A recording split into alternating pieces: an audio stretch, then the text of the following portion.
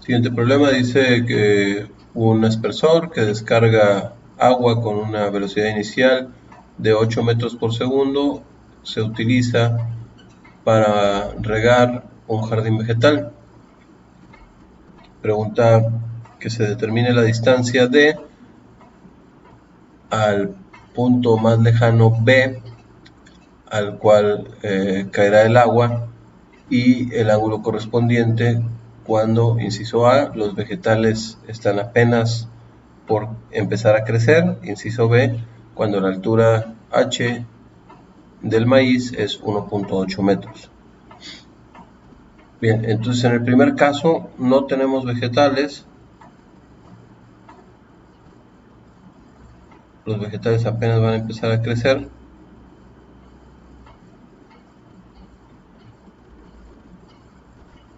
Este es el punto A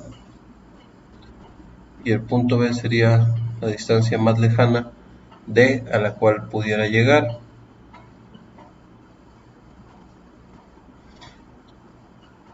Y como sabemos, para llegar al punto más lejano, el ángulo que tenemos que utilizar es el de 45 grados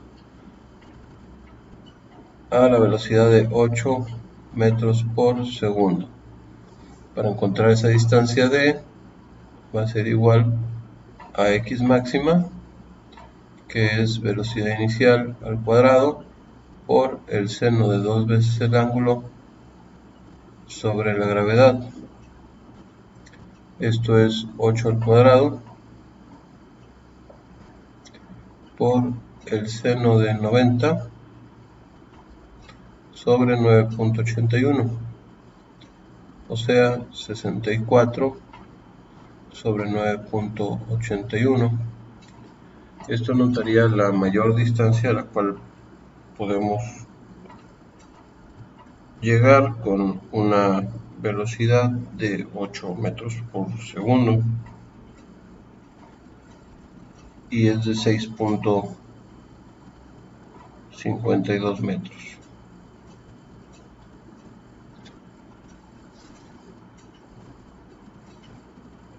Para el inciso B ya podemos utilizar esta imagen. Dice que la altura del maíz es de 1.8 metros y tomando en cuenta que el primer maíz se encuentra a 1.5 metros, lo más lejos que puedo llegar va a depender de esta altura. Entonces vamos a poner que a una distancia de 1.5 metros, que es x, la velocidad inicial es 8 por el coseno de alfa por el tiempo, y la altura, tenemos altura final igual a altura inicial más velocidad inicial en y por tiempo y menos un medio de la gravedad por el tiempo al cuadrado. Esto es altura final 1.8 igual a altura inicial, que es 0, más la velocidad inicial en y, 8 por el seno del ángulo, menos un medio de la gravedad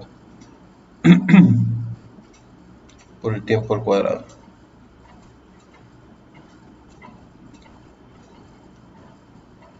Entonces voy a despejar el tiempo de la fórmula de x y eso es 1.5 sobre 8 por el coseno del ángulo,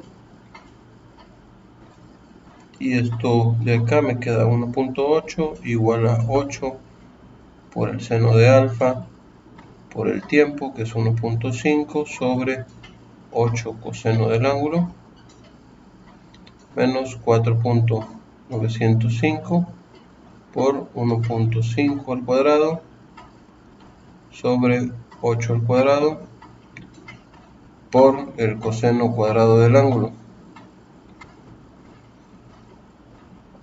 Y aquí obtenemos 1.8 igual a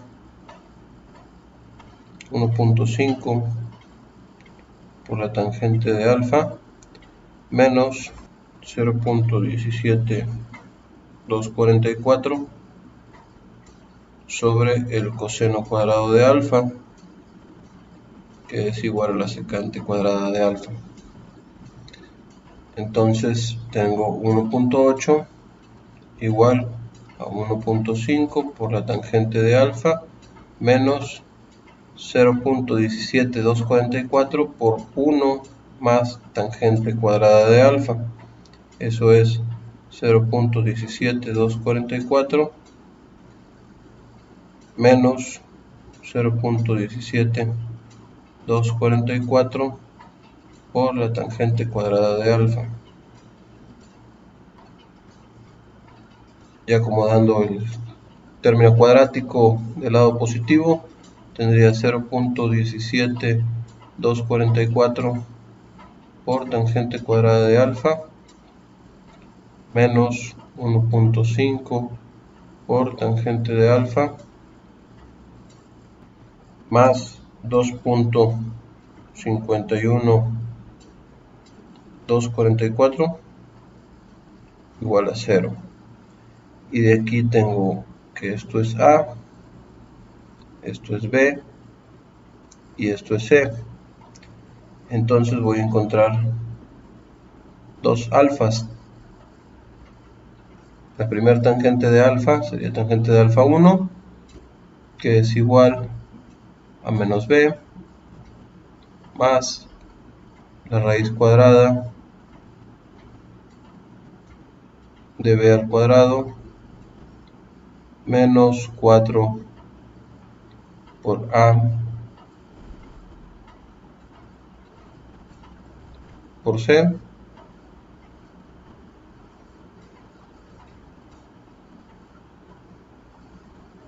sobre 2 veces A. Con esto tenemos que la tangente de alfa 1 es igual a 1.5 más 0.719 entre 0.34488 y la tangente de alfa 2 va a ser igual a 1.5 menos 0.719 sobre 0.34488. Esto es 6.43 y 2.26, por lo que alfa 1 es igual a 81.16 y alfa 2 es igual a 66.17. El ángulo que vamos a utilizar es el de 66.17. Hacemos la comprobación con ese ángulo. Tenemos un tiempo de 1.5 entre 8 por el coseno de 66.17 y eso es 0.464 segundos. Entonces tendríamos 8 por el coseno de 66.17 por el tiempo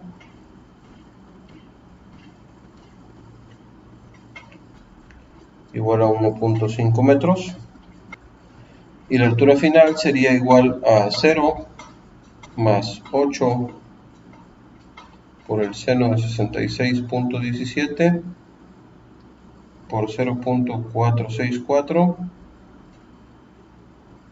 menos 4.905 por 0.464 al cuadrado. Esto nos da una altura final de 1.8 metros. Con el ángulo de 66.17 va a suceder esto. ¿Qué pasa con el ángulo de 81.16?